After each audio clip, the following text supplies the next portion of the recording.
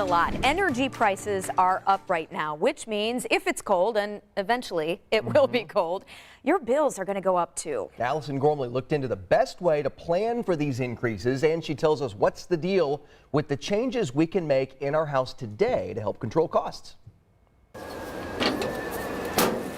A furnace tune-up here I get tuned up every year. to save a buck there.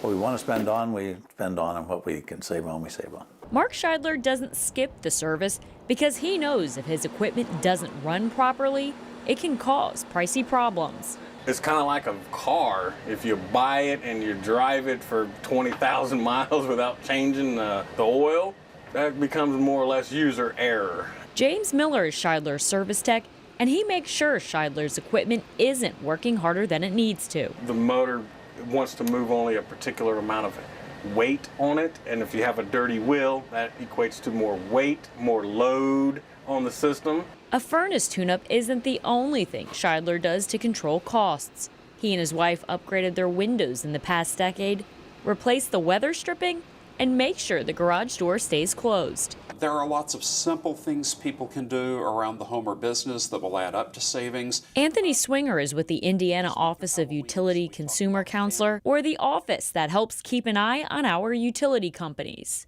Swinger said other energy savers include setting your water heater at 120 degrees, unplugging chargers and countertop appliances you aren't using, and making sure your ceiling fan is spinning in the right direction. If you set it on clockwise and at a low setting, that will help push the warm air back down. While all of this can help, plan for a punch.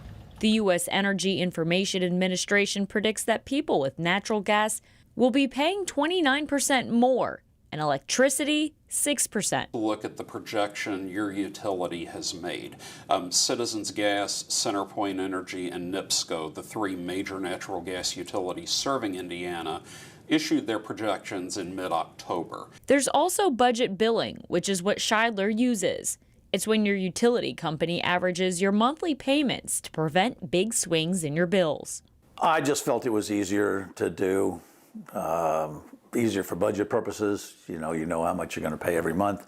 And then you reconcile up in the December bill for payment in January. So sometimes, most of the time, they owe me money, and so January I don't have a bill.